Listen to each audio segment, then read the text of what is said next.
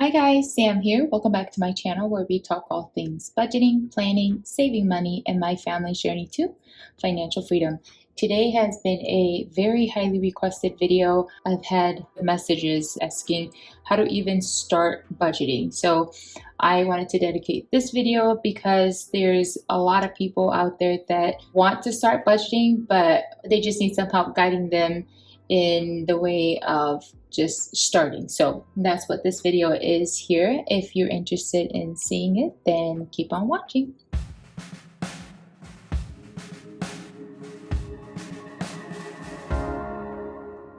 Quite a bit of questions on Instagram that ask how I budget using my planner and like the overall monthly view.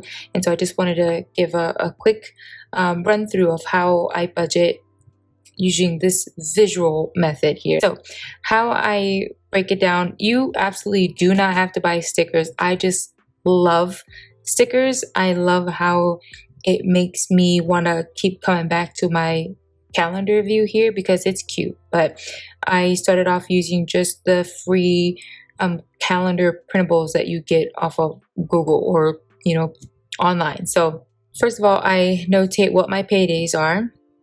My husband and I get paid every other Friday, and then the payday from the first here is going to cover everything for these next 2 weeks. So I note on my calendar view when all of my bills are due so that I know what paycheck is going to be covering what bills. So again, this is paycheck from July 1st. It's going to cover all these bills here within these next 2 weeks. Everything from paycheck on the 15th is going to cover everything for these next 2 weeks. And then everything from the paycheck from the 29th is going to cover everything for the first 2 weeks in August. So the reason why this is not an issue for us right now is because we already have a 1 month ahead savings started. So that way, if for some reason it's a shorter pay period, a shorter month, and so the bills that happen to fall on those 2 weeks happen to be higher, or it's going to make it really tight for us that pay period, we can pull from our month ahead savings. Prior to us having that month ahead savings started, we wouldn't have been able to do that. So what we were doing was, so let's say this first paycheck here that's going to cover these next 2 weeks, there may be lighter bills due. So I would have an excess amount of reserves, I should say extra money left over because there wasn't as much bills in these next 2 weeks. I'm not going to touch that. I'm going to call that my rollover funds. So that way I'm going to take that, let's say $500 still remaining that I would normally be budgeting towards bills. I'm going to put it in my savings account, and then I'm going to wait for next pay period because I know it's going to be a heavier bills due pay period. So that way, instead of me being in the negative, I'm going to pull from that $500 reserve or rollover savings that I put in my savings account, waiting for this pay period to start. So that way, these 2 weeks are going to be covered and I'm not going to have any issues. It's not going to be a tight month. That's how we did it before, and how we're just doing it now is we're really heavy into savings because you never know. And so we really wanted to amp up our month ahead savings, and then we're going to shoot for our 3 to 6 month savings. And all that is all of our bills and expenses will be saved up in a savings account. So that way, if one of us were to lose a job, if we couldn't provide for our family financially, we have at least 3 to 6 months of all of our expenses saved up as a emergency fund type situation. So that's that. Okay, so I have in front of me my paycheck budget worksheets, and I have this page here is my month in a glance, and how I use this page here is by listing all of the bills, all of my automatic payments, all of my fixed expenses are going to be listed on this sheet here, and then I will go ahead and list all of my pay periods, and then that way I know which paycheck is going to be covering what bill. So I will be right back. And again, this is going to be for the paycheck that falls on the 15th, which is going to cover everything from the 17th of July through the 30th. Okay. Once I have my income sorted out and I know what I'm going to be budgeting with, I'm going to go ahead and list all of my fixed expenses. So you have two categories of expenses. You have your fixed expenses, which include things like your housing, utilities, insurance, any debt repayment, anything that you have no control over. It's a set bill that's due every single month. This is considered a fixed expenses, whereas your variable expenses include everything like your gas, groceries, any miscellaneous funds. These you have control over. Kind of, sort of, you know what I'm getting at. You can control whether you're going to eat out this month or not. You can control how much gas you use depending on if you're going to be going in and out of town. You have control somewhat of your variable expenses. For your fixed expenses, you don't pay your power bill, the power gets shut out. You don't pay your mortgage, you get kicked out. So that's how I'm separating my expenses, okay?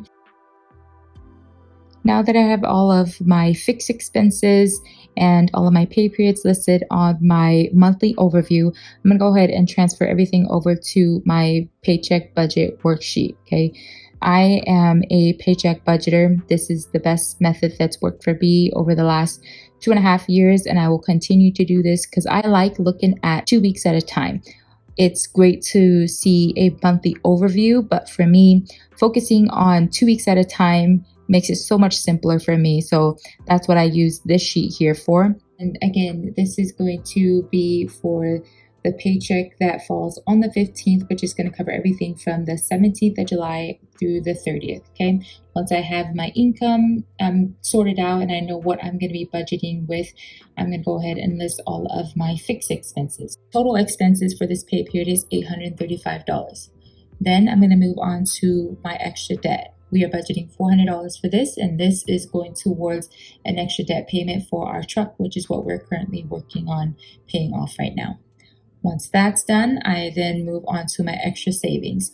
So we are wanting to max out our health savings account, and so that's what we're budgeting $300 to go towards. And then we are participating in the 100 envelope savings challenge, and so we're budgeting $100 to go towards that. So my extra savings is $400 for these next 2 weeks.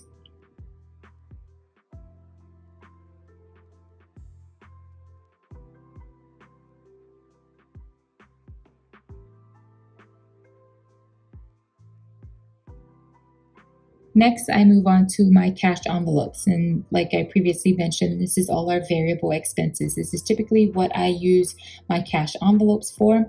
And so that's why I have it separated from my fixed expenses. So variable expenses for my family is groceries, gas, household, eating out, entertainment, and then we each get our allowance, if you will, of what we can spend our spending money on each pay period. So that's $10. So it's $5 for each child and then $50 for myself and my husband. This is what we can use to spend frivolously if we will. That's what we budgeted for ourselves. So our variable expenses come out to $675. And then lastly, I have all of my sinking funds. This is all of our mini savings account, if you will, everything that we have a set goal towards. As you can see from what I'm listing here, I have plenty of sinking funds because yes, I have plenty of things, goals, wants I am trying to save towards. So instead of blowing my budget for something that might pop up, next week when I have a set budget that I'm working with, I am setting aside small increments to go towards a sinking fund. And that is what is slowly saving towards something that I want or need or an upcoming event. So that way I can attain it without stressing out my budget when the need arises. So I have my car maintenance, my home. So if anything comes up in my home that needs to be repaired or replaced, I pull from this fund here. Family time is exactly that. If we want to go to the movies, we can pull from this fund here. Birthdays and gifts, we have clothes, Medical is for any prescriptions, over-the-counter medication, copay, deductible, that comes from that. Self-care, any haircut, if I want to get nails done, my husband wants to go to the barber, that's what comes out of there. Savings with Sam is anything that I need for filming purposes or giveaways, things like that for my YouTube channel or Instagram, that comes from this envelope. Miscellaneous is anything that is not already listed that already has a category. We can pull from miscellaneous. Holidays is anything outside of Christmas. Support small, I like to purchase from small businesses, and so that's where I will be pulling from. Card tags is for my truck. Next, we have Costco. We go every other month and we buy in bulk, but we don't have to pull from our grocery envelope when it's due. And then, of course, we have Christmas because we like to fund that fully by the time Black Friday rolls around. So that way we can enjoy Christmas and the holidays versus being stressed out because we don't have the funds for it. So those are all of my sinking funds. I do not always put funds toward them every single paycheck. It depends. If I have some overtime and I have the extra income go towards all of them, I will absolutely be adding funds to every single envelope. But please do not feel like you have to have all of these.